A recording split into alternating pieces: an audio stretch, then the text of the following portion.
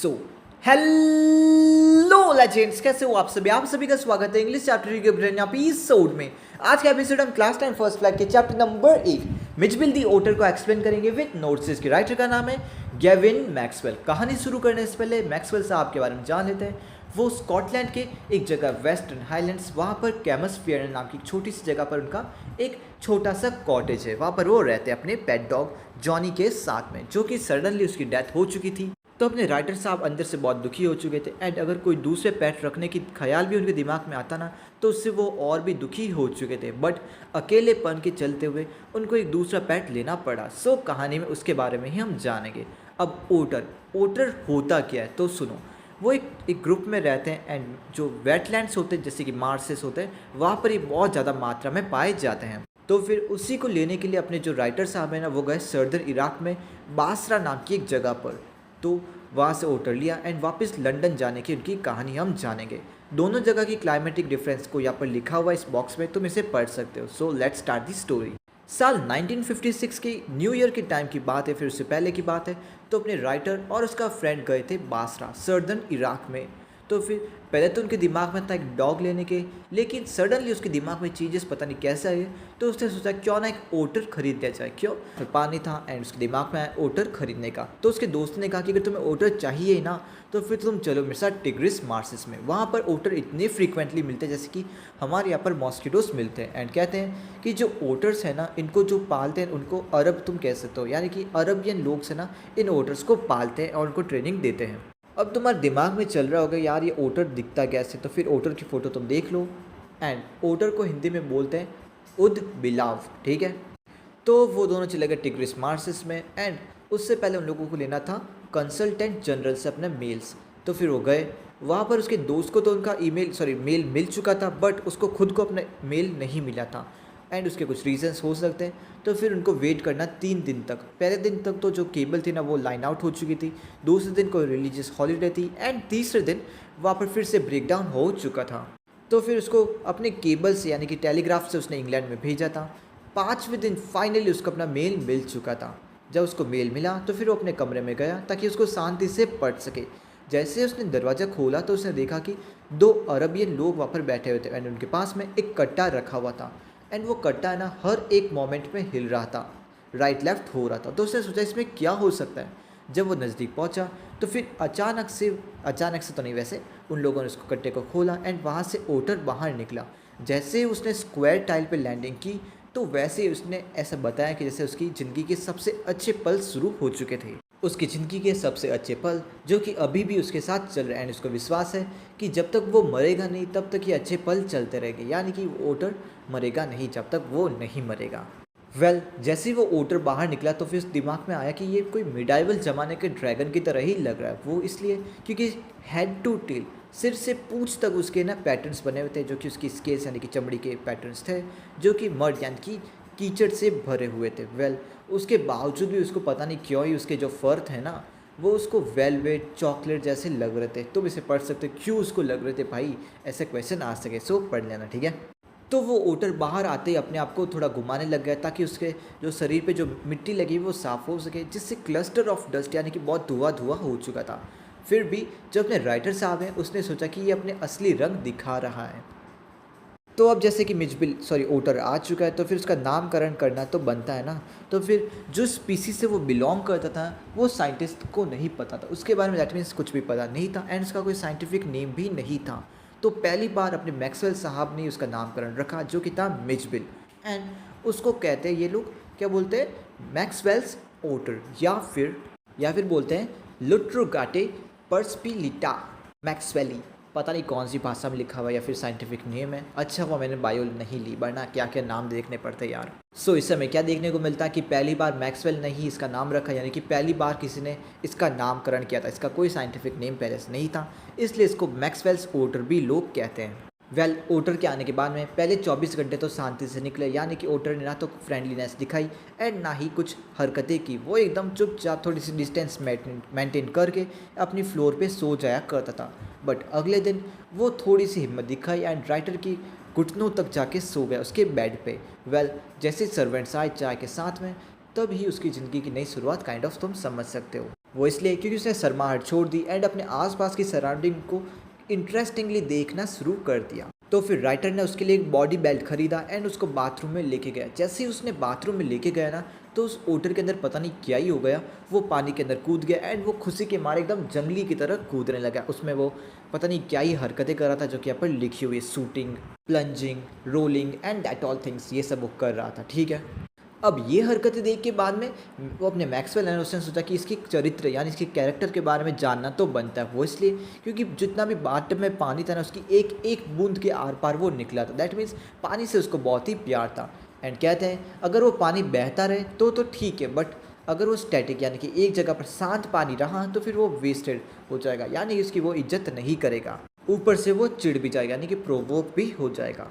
और 2 दिन बाद में तो इतने नौबत आ गई कि जनाब को किसी के साथ में जाने की भी ज़रूरत नहीं पड़ी, वो खुद निकला एंड वहाँ से डिसअपियर हो गया। तो फिर राइटर ने देखा कि ये कहाँ गया, तो उसका पीछा किया तो उसने देखा कि उसकी पूँछ ना उसके कॉरिडोर के पास में जा रही थी, जो कि बाथरूम का रास्ता था। जैसे ही वो बाथरूम में पहुंचा तो उसने देखा कि जो अपना ओटर था ना, वो अपने पॉस यानी कि अपने पंजे से क्रोमियम के टैप्स को खोलने की कोशिश करता, यानी कि नल को खोलने की कोशिश कर रहा था। कुछ ही देर में वो थोड़ा सा मुड़ गया एंड 1 या फिर 2 पल में ही वो पूरी तरह से भर चुका था उसका बाथटब। इसी के बाद में वो एकदम तैरने लग गया एंड मजे करने लग। तो जैसे ही मैक्सवेल साहब उसको अपने नाम से बुलाते, मिचबिल इधर आओ, तो वो अपने मास्टर के पास में चला जाया करता था, या फिर जब उसके खेलने का टाइम ख़त्म हो चुका था। और साथ में वो खेल कूद के लिए एक रबर की बॉल का भी यूज़ किया करता था, जिसमें वो अपने चारों पैरों से खेलता था एंड मोस्ट इम्पॉर्टेंटली वो अपने नेक से पता नहीं कैसे उस बॉल को हिट किया करता था।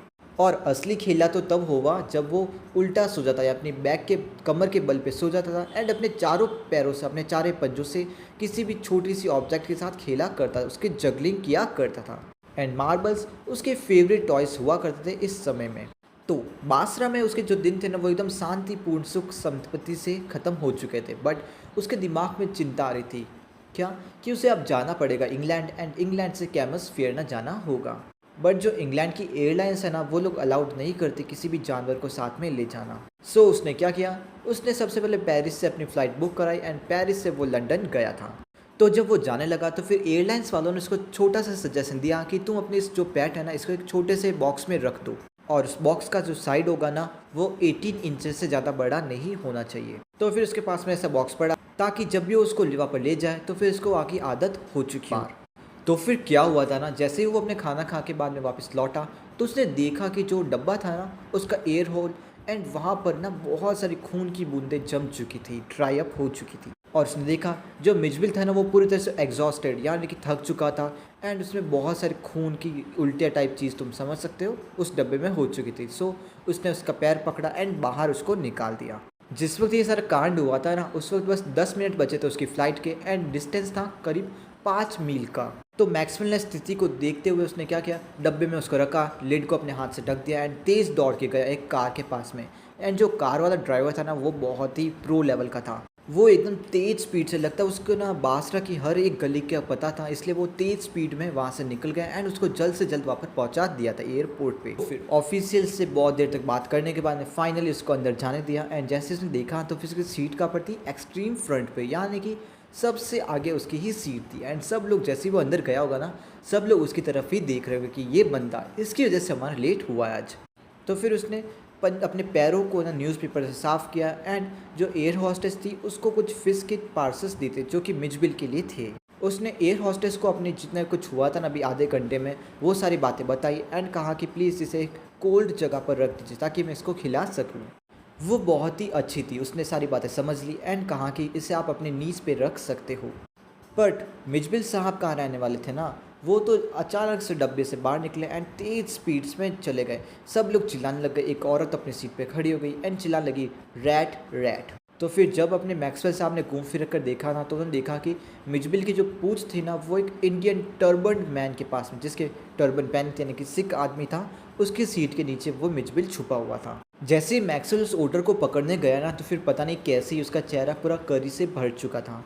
बट फिर भी उस बेचारे एयर होस्टेस ने कहा कि आप टेंशन मत कीजिए, आप अपनी सीट पे जाइए, मैं उस मिचबिल को ढूंढ लूँगी। फिर मिचबिल साहब मज़े करते हुए कूदते फांदते वापस अपने राइटर के नीज़ के पास में चले गए एंड अपने नाक को उस राइटर के नेक या फिर फेस से उसने रफ किया था, नज़ल किया था। तो फिर इतने सारे कांड करने के बाद में वो फाइनली लंदन पहुंच चुके थे। वहाँ पर शांति से 1 महीना उन्होंने वहाँ पर निकाला उनके फ्लैट पे। वहाँ पर जो अपने मिचबिल था ना, वो टाइम पास के लिए ping pong ball, marbles and that all stuff के साथ वो खेला करता था। पिंग पोंग बॉल के साथ उसने अलग ही गेम इन्वेंट कर दिया था जो कि उसको घंटों तक बिजी रखता था अपने खेल में। जो सूटकेस वो अपने साथ इराक लेके गया था वो पता नहीं कैसे डैमेज हो चुका था। सो उसने कुछ ट्राई किया उसके लिड के साथ। तो देखो, खेल कूद तो बहुत हो चुका। फिर उसने मिचबिल को कहा कि आज से तुम्हें ट्रेनिंग करनी होगी। वैसे कहानी ऐसी बोल रहा हूँ, ठीक है। तो उसको एक डॉग की तरह वो ट्रेनिंग लगने दे चुका था अपने घर के बाहर। एंड वेल कुछ ही समय के बाद में वो कंपल्सरी हैबिट सीख चुका था, जैसे कि कोई भी नॉर्मल लंदन का आदमी के रिचुअल्स होते हैं ना, वैसे ही। जैसे कि आप समझ सकते हैं, कोई भी बच्चा जो स्कूल से आ रहा हो या फिर जा रहा हो तो उसको कुछ रूल्स फॉलो करने होते हैं। लाइक जैसे वो स्कूल से आता और जाता है ना, तो फिर वहाँ पर बीच में पेविंग ब्लॉक्स होते हैं एंड उसके एकदम उनके सेंटर में चलना होता है। साथ ही every 7th upright of iron railing को टच करना होता है। साथ ही सेकंड लैंप होता है ना, या फिर सेकंड लैंप पोस्ट को टच करना होता था, जो कि उसके घर के पास में एक प्राइमरी स्कूल हुआ करती थी जो कि 1 स्टोरी यानी कि 1 मंजिला स्कूल थी। और उस प्राइमरी स्कूल की जो वॉल थी वो 2 फीट हाई थी कम से कम। अब अगर कोई वो उस मिच को वहाँ पर छोड़ देना, मिचबिल को, तो फिर वो उस पूरे 30 यार्ड के चक्कर लगा लेगा, उस वॉल से कूद जाएगा, गैलॉप यानी कि घोड़े की तरह कूदने की कोशिश करेगा एंड बहुत सारे एक्टिविटीज़ जो कि यहाँ पर लिखी हुई है वो कर सकता था। ये इतना भी स्ट्रेंज नहीं था कि कोई भी एवरेज लंदन का आदमी उस ओटर को पहचान नहीं पा रहा था। सब लोग अपने पता नहीं क्या ही तुक्के मार रहे थे। सब लोग अलग ही बोल रहे थे। कुछ बोल रहे थे ये कोई रैट होगा, कुछ लोग बोल रहे थे ये एक बेयर का कब होगा, कुछ लोग बोल रहे थे ये एक बीवर होगा। बट रियलिटी इससे पूरी डिफरेंट थी। जो ओटर्स होते हैं ना, वो स्मॉल ग्रुप ऑफ एनिमल से बिलोंग करते हैं जिन्हें बोलते हैं मस्टेलिन्स। एंड उनके अलावा बहुत सारे एनिमल्स होते हैं जो कि इस ग्रुप में बिलोंग करते हैं, like badger, mongoose, stoat, mink and weasel. तो फिर जब भी वो बाहर जाता था सब लोग उससे बहुत सारे कंटिन्यूस क्वेश्चंस करते रहते कि ये कौन सा जानवर है भाई।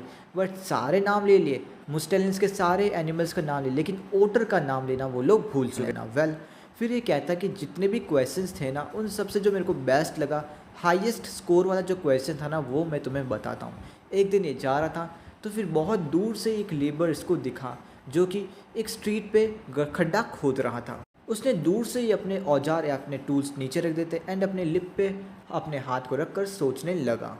सोचने के साथ में उसको घूर के भी देख रहा था, बहुत घूर रहा था उसे। जैसे ही राइटर उसके एकदम नज़दीक आ चुका था फिर वो उसे और भी घूरने लग गया था। तो फिर उसने अपने मुंह से निकाला, बोला, हे मिस्टर, ये कौन है, ये क्या चीज़ हो सकती है। सो गुड बाय लेजेंड्स, मिलते अगले एपिसोड में। तब तक के लिए जय हिंद, जय भारत, पूछना मत भूलिएगा। Good bye.